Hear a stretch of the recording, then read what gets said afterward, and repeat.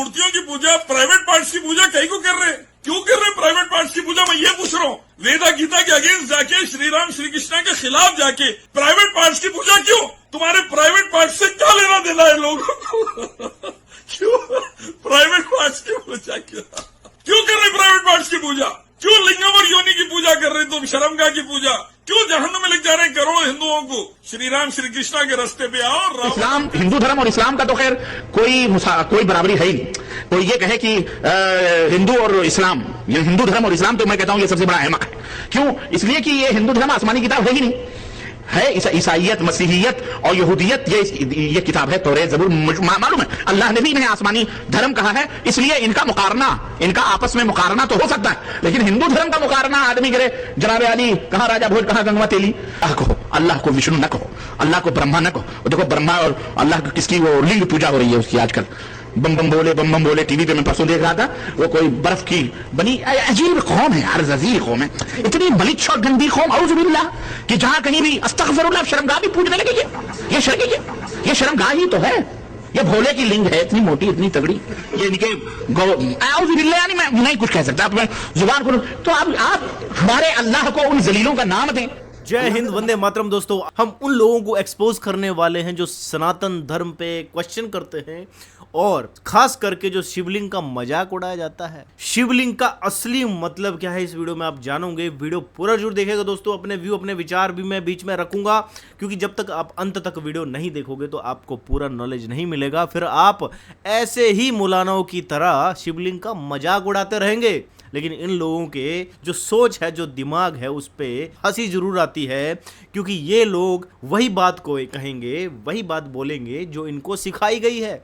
जो इनकी माइंड की प्रोग्रामिंग है, वो शिवलिंग को जननांग ही कहेंगे। तो क्या शिवलिंग वाकई में जननांग है, या ये एक बहुत ही बड़ी फिलॉसफी का हिस्सा है? इस वीडियो में जानेंगे। वीडियो में बने रहिए दोस्तों। वीडियो लगाता हूं मैं स्क्रीन पर। वीडियो लेकर आया हूं मैं हाइपर क्वेस्ट यूट्यूब चैनल से दोस्तों, और बहुत ही बढ़िया इन्होंने एक्सप्लेन किया है शिवलिंग को, और ये भी लिखा है कि अगर शिवलिंग का अपमान हो तो आप चुप मत रहिएगा। और अगर चैनल को सब्सक्राइब नहीं करा है तो चैनल को सब्सक्राइब जरूर कर लीजिए। भगवान भोलेनाथ के लिंग स्वरूप शिवलिंग को बड़े ही अभद्र भाषा में शिश्न से और योनि को स्त्री जननांग से जोड़ने का प्रयास वर्षों से किया जा रहा है। ये बुद्धि से मूढ़, अनभिज्ञ, अज्ञानी और सनातन धर्म के वैभवशाली इतिहास और दर्शनों से ईर्ष्या करने वाले वामपंथी विचारधारा के लोग आपको ऐसा गुमराह करेंगे कि आपको अपने ही धर्म पर शर्म आने लगेगी। जब इनसे प्रमाण मांगा जाता है तो आपको शिव पुराण के कोटि रुद्र संहिता के 12वें अध्याय का ये जेएल शास्त्री द्वारा किया गया ट्रांसलेशन दिखा देंगे, जिसमें लिंग शब्द का अनुवाद अंग्रेजी में पीनस या फैलस से किया गया है। उसके बाद जब आपको क्रोध आएगा या शर्मिंदगी का अनुभव होगा तो आप सीधा विकिपीडिया पर भागे चले जाएंगे और वहां पर सच जानने की कोशिश करेंगे, पर वहां पर भी आपको ऐसी ही कुछ अभद्र भाषा देखने को मिलेगी, और फिर आप अपना मुंह बंद कर लेंगे, क्योंकि ना आपके पास ज्ञानी आचार्यों द्वारा भाषित शिव पुराण है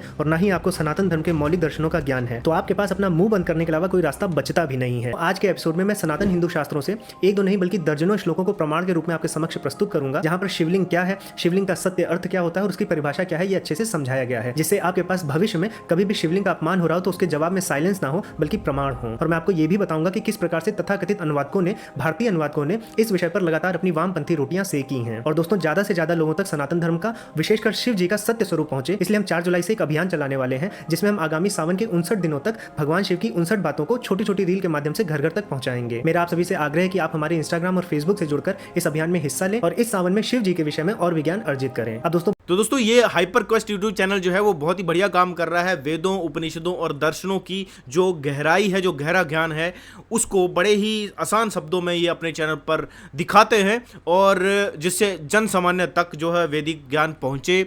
वो काफ़ी अच्छा काम कर रहे हैं। इनके चैनल का, इनका वीडियो का लिंक जो है डिस्क्रिप्शन में मैंने दिया है, वहां पर जाकर भी आप इनके वीडियोस को देख सकते हो। तो आगे का वीडियो देखते हैं। तो बिना किसी विलंब के आज की प्रस्तुति को प्रारंभ करते हैं।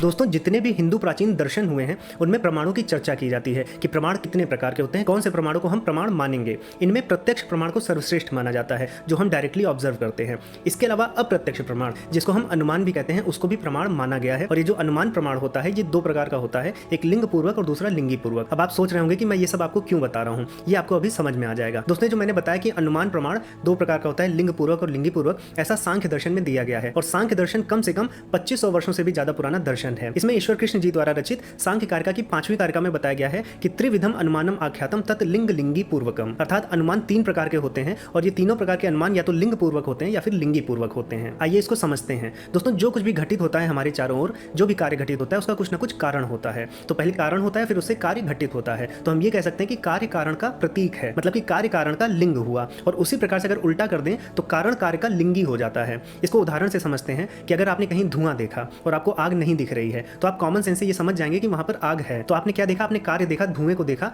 और फिर उससे अनुमान लगाया कि वहां पर आग रही होगी। तो धुआं क्या है? धुआं कार्य है, इसका मतलब धुआं लिंग है। तो आपने लिंग को देखा और लिंगी का अनुमान लगा लिया कि वहां पर आग होगी। तो इसको बोलते हैं लिंग पूर्वक, मतलब आपने कार्य को देख लिया, उससे लिंगी का अनुमान लगा लिया, तो ये लिंग पूर्वक अनुमान हुआ। अब इसी का अगर विपरीत हो जाए, आप पहले कारण को देख लें और फिर कार्य को देखें, तो आप क्या कर रहे हैं? आप लिंगी को देख ले रहे हैं और फिर लिंग के बारे में बता रहे हैं। जैसे कि मान लीजिए आपने बादल देखा और आपने बोला कि वर्षा होगी, तो आपने कारण देख लिया पहले, वर्षा उसका कार्य है और आप उसका अनुमान लगा रहे हैं। तो यहाँ पर जो आप अनुमान लगा रहे हैं वो लिंगी को देखकर लगा रहे हैं, इसलिए इसको लिंगी पूर्वक बोलते हैं। तो दोस्तों, मेरा ये सब समझाने का उद्देश्य यही है कि आप ये समझें कि जब लिंग शब्द की उत्पत्ति हुई है हमारे सनातन धार्मिक शास्त्रों में आज से 3000, 4000, 5000 साल पहले, तो प्रतीक के रूप में हुई है कि किसी भी चीज का जो कार्य होता है, किसी कारण का जो कार्य होता है, उसको हम लिंग कहते हैं। मतलब ये प्रतीक होता है, चिन्ह होता है। अगर आप ऐसे ही वैशेषिक दर्शन में जाएंगे जो महर्षि कणाद जी ने लिखा, और वो भी एक बहुत पुराना दर्शन है, कम से कम 500 BC 400 BC पुराना दर्शन है, तो वहां पर वैशेषिक सूत्र के प्रथम आनी के 8वें सूत्र में बोला गया है कि जिस चिन्ह से किसी वस्तु का अनुमान लगाया जाता है उस चिन्ह को लिंग बोलते हैं। तो दोस्तों, पहली बात तो लिंग शब्द का प्रयोग कभी भी सनातन धार्मिक दर्शनों में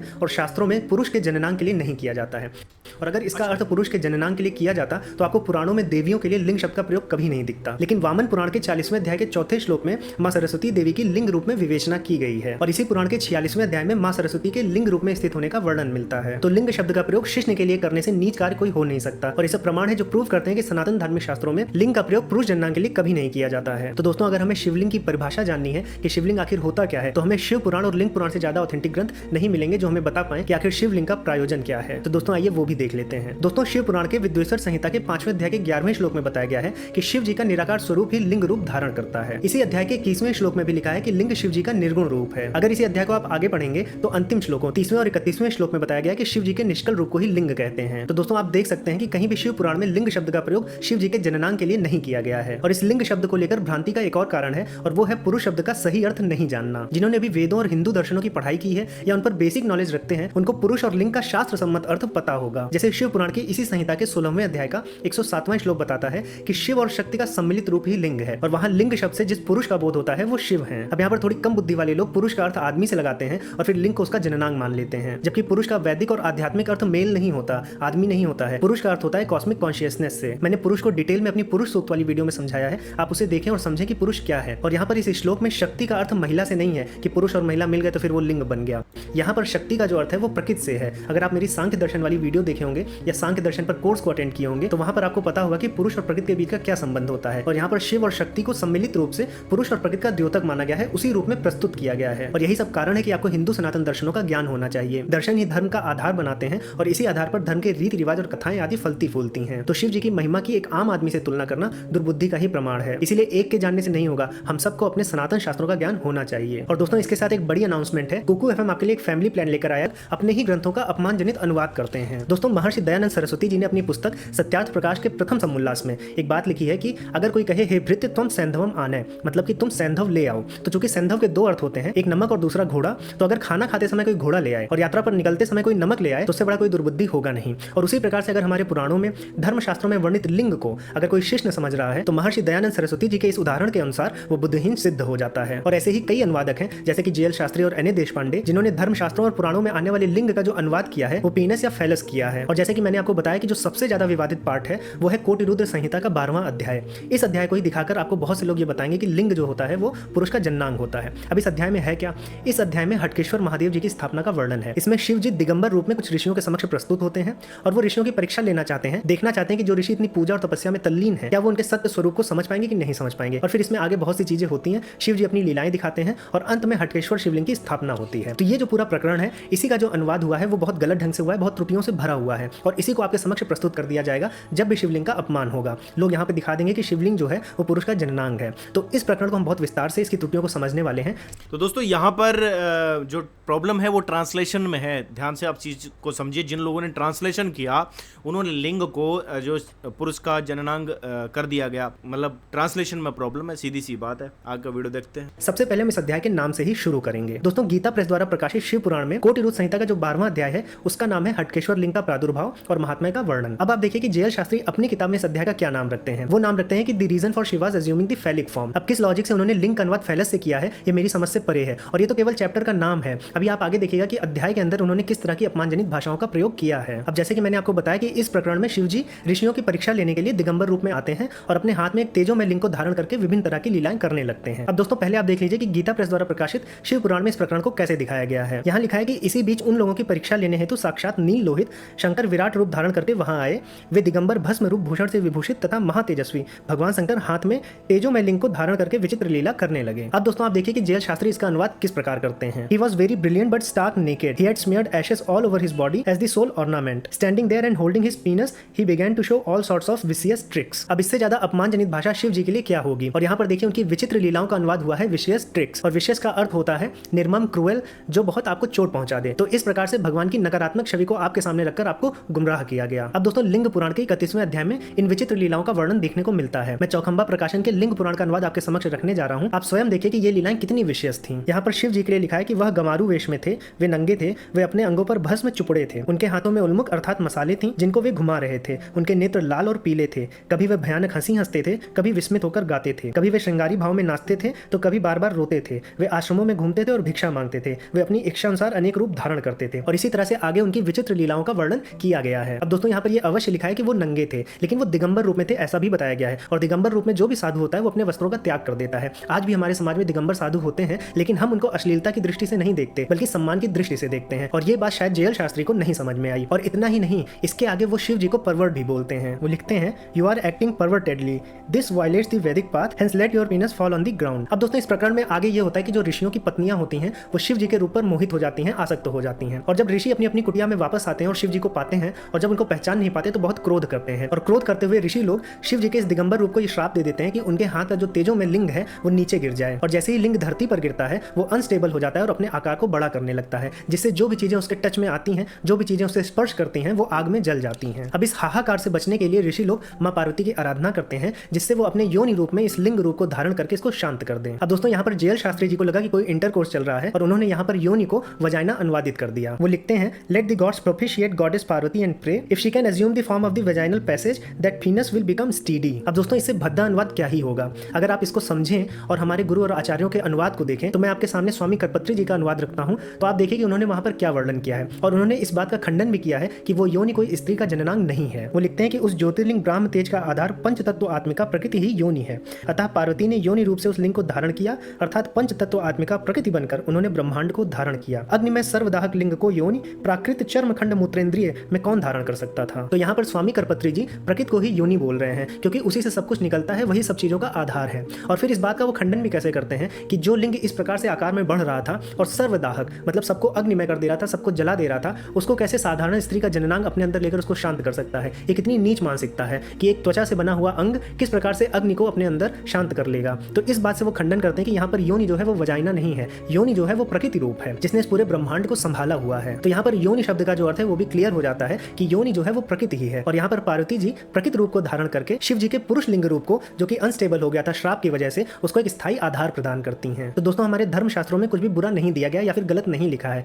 लेकिन गलत अनुवाद करके और आपकी छोटी मानसिकता और अज्ञानता का लाभ उठा करके आपको ही आपके धर्म के विरुद्ध खड़ा कर दिया जाएगा और उसके लिए आपको शर्मिंदगी महसूस करा दी जाएगी। ये लोग इसी प्रकार गलत अनुवाद करके हमारे देवी देवताओं का मजाक उड़ाते रहे हैं। तो दोस्तों, मैं आशा करता हूँ कि इस वीडियो के माध्यम से आपको पुरुष लिंग, योनि और शिवलिंग के विषय में जितने भी प्रश्न थे वो क्लियर हो गए होंगे। और आज इस वीडियो के बाद कभी भी शिवलिंग का अपमान हो तो आप सबके सामने सत्य को प्रस्तुत कर सकेंगे। और दोस्तों, आपने यहाँ पर सुना, बहुत ही बढ़िया तरीके से उन्होंने क्लियरली एक्सप्लेन किया शिवलिंग का क्या मतलब है। शिव लिंग का मतलब है चिन्ह, प्रतीक, सिंबल, वो पुरुष अंग नहीं है। गलत ट्रांसलेशन कर दी कुछ लोगों ने अपनी पर्सनल वो चीज़ों को लेकर, और उन्हीं को लेकर आज लोग सनातन धर्म के ऊपर क्वेश्चन करते हैं। और मैंने ये भी देखा है कि कुछ लोग जो हैं वो पौराणिक कहानियों से पीछा भी छुड़ा लेते हैं इसी के चलते, क्योंकि वो ट्रांसलेशन गलत है। और आज कुछ लोगों ने सही ट्रांसलेशन भी करी है। तो मेरा ये मानना है आपको भी ये ज़रूर करना चाहिए कि सही ट्रांसलेशन पढ़िए और जो शिवलिंग का जो गलत अर्थ निकाला गया उसको ज़रूर आप एक्सपोज एक्सपोज कीजिए, क्योंकि शिवलिंग का अर्थ पुरुष का जननांग नहीं होता। शिवलिंग अर्थ प्रतीक, निशान, चिन्ह, इसे लिंगा, पार्थिव लिंग, लिंगम या शिवलिंगम भी कहते हैं। एक साकार रूप होता है। तो जब शिवलिंग को आप देख रहे होते हो उसमें कोई चेहरा नहीं बना हुआ है, कोई हाथ नहीं बने हुए होते हैं, कोई पाँव नहीं बने हुए हैं, तो वो एक निरंकार ईश्वर का एक सिंबॉलिक फॉर्म है। निरंकार ईश्वर की सिंबॉलिक फॉर्म। ये बात बिल्कुल सही है कि वेदों में भगवान को की कोई भी आकृति वर्णन नहीं है, क्योंकि करी ही नहीं जा सकती। तो वेदों में कैसे कर देंगे? वेद कैसे कर देंगे भगवान की आकृति को, ईश्वर की, सॉरी। भगवान तो कोई मनुष्य को अगर आप बोलोगे उसमें बहुत अच्छी खूबियां हैं तो उसको भी आप भगवान बना दो, लेकिन जो ईश्वर है, मैं ईश्वर की बात कर रहा हूं जिसने पूरी कायनात बनाई है, या शायद वो कायनात ही है, ये किसी को पता नहीं है। या तो वो कायनात को बनाने वाला है या खुद कायनात है, ठीक है, खुद ये पूरी ब्रह्मांड, गैलेक्सी सब कुछ वही है। तो वो उसका आकार आप नहीं बना सकते हो, तो उसी को लोगों ने सिंबॉलिक फॉर्म में एक निरंकार ईश्वर की जो प्रतिमा या उसका एक स्थापित किया है, उसको शिवलिंग के रूप में किया है। बहुत सारे लोग बोलते हैं कि ईश्वर की तो प्रतिमा नहीं बनाई जा सकती, तो हम क्यों बनाएं? ये पर्सनल मैटर है, ये आपका अपना मैटर है। मैं चाहूं, मैं भगवान को किस तरह से समझता हूं, तो मैं उसको उसी आकार में बना सकता हूं, इसका अधिकार मुझे है। मैं ईश्वर को चाहे निरंकार रूप में पूजूं या उसे साकार रूप में पूजूं, इसका जो फ्रीडम है ये ईश्वर ने मुझे दी हुई है। ये वेद के ईश्वर ने मुझे ये फ्रीडम दी है कि तुम भगवान, तुम मुझे चाहे निरंकार रूप में मानो या साकार रूप में मानो, क्योंकि ये पूरा जगत भी तो साकार रूप में ही है। ये बात भी सच है कि जगत नाशवान है, लेकिन जब तक ये जगत है तो वो साकार रूप में ही है। इसको समझने की जरूरत है, बहुत गहरी बातें हैं दोस्तों। शिवलिंग जो है कभी भी मनुष्य पुरुष का जननांग नहीं है, और जैसा कि जो वेदों में वर्णित पुरुष है उसको जो बोला जाता है कॉस्मिक कॉन्शियसनेस, जैसा कि इस वीडियो में भी आपने सुना कि वो कॉस्मिक कॉन्शियसनेस है। और जब कॉस्मिक कॉन्शियसनेस में एनर्जी एंटर होती है, शक्ति जिसको कहा गया है, तो ये प्रकृति का रूप लेती है। अब आपको नहीं समझ आ रहा होगा प्रकृति क्या है और कॉस्मिक कॉन्शियसनेस क्या है, तो मैं आपको एग्जाम्पल देता हूँ, मंगल ग्रह का एग्जाम्पल देता हूँ, आपको बहुत आसानी से समझ में आ जाएगा। मंगल ग्रह के ऊपर प्रकृति नहीं है, वहां जीवन नहीं है। चांद के ऊपर जो है वो प्रकृति नहीं है, वहां जीवन नहीं है। तो जब ऐसे हालात बनते हैं और वो एक सही डेस्टिनेशन पर कोई भी ग्रह पहुंचता है, तो वहां पर जो कॉस्मिक कॉन्शियसनेस होते हैं उसमें जो प्रकृति तत्व है वो मिलता है। और अगर वहां पर अग्नि है, अब आपने सुना होगा कि शिवलिंग धरती पर गिरा, जो भी उससे टच कर रहा था वो भस्म हो जा रहा था, तो फिर उसको स्टेबल करने के लिए प्रकृति वहां पर एंटर हुई। तो आपने देखा धरती कभी आग का गोला होती थी, ये धरती आग का धधकता गोला होती थी, फिर धीरे धीरे करके प्रकृति यहाँ पर एंटर हुई और वो ठंडी हुई धरती, और आज आप देख सकते हो यहाँ पर जीवन है। उसी को सिंबॉलिक फॉर्म में हमारे पुराणों में एक्सप्लेन किया गया है। मैं बहुत अपने वीडियो में यही बात बोलता रहता हूँ, लेकिन कुछ मंदबुद्धि लोग हैं जिनको ये बात समझ में नहीं आती है। कुछ लोग वेदों को पकड़ के बैठ गए हैं। देखो, वेदों को आप पकड़िए, मैं ये बोल रहा हूँ वो अच्छी चीज है, ज्ञान है, लेकिन अगर आप अपने तरीके से वेदों को कभी एक्सप्लेन करने बैठोगे, आपने करा नहीं है अभी तक, आपने बस आप वो पकड़ लिया, ईश्वर निरंकार है, ये है वो है, बस वहीं पे अटके हुए हो। आपने ये नहीं समझा कि जो वेदों में लिखी हुई चीजें हैं उसको आसान भाषा में समझाने के लिए जो पुराणों की रचना की गई है, और पुराणों में उसे बड़े ही अच्छे तरीके से एक्सप्लेन किया गया है। मल्टीवर्स आप अगर वेदों में ढूंढोगे तो आपको मंत्रों में बड़ा मुश्किल है वहां पर ढूंढना, लेकिन उसी को जो स्कॉलर है उन्होंने बड़े आसान तरीके से पुराणों में एक्सप्लेन किया कि किस तरह से मल्टीवर्स होते हैं। एक कहानी आती है कृष्ण की कि ब्रह्मा उनसे मिलने आते हैं, तो कृष्ण बोलते हैं आप कौन से ब्रह्मा हैं? तो ब्रह्मा कहते हैं कि मैं ही तो ब्रह्मा हूँ, चतुर्मुखी ब्रह्मा हूँ मैं। तो वो कहते हैं नहीं, आप तो चतुर्मुखी ब्रह्मा हैं, लेकिन इस जो कायनात है पूरी उसमें और भी ब्रह्मा हैं, जिनके किसी के 100 सिर हैं, किसी के 1000 सिर हैं, किसी के 1 लाख सिर हैं, किसी के 1 करोड़ सिर हैं। तो वो जो कृष्ण की कहानी बताई गई है वो रियल में घटित घटना नहीं है, वो सिंबॉलिक फॉर्म में एक कहानी के रूप में बताई गई है, ये समझाने के लिए कि हमारे जो ब्रह्मांड है इसके अलावा भी ब्रह्मांड हैं। तो सोलर सिस्टम या जो गैलेक्सी मान लो या पूरा हमारा ब्रह्मांड मान लो, ये ब्रह्मांड के अलावा भी और भी ब्रह्मांड है, मल्टीवर्स है। और साइंस भी ये मानती है कि मल्टीवर्स थ्योरी जो है वो उन्होंने भी प्रूव की है कि मल्टीवर्स होते हैं। और जो शिवलिंग है वो वो उस ईश्वर का निरंकार रूप है। अगर आप उसे शिव की रूप में ऐसे बैठ के सांप गले में डाल देते हो तो वो एक साकार रूप आ जाता है।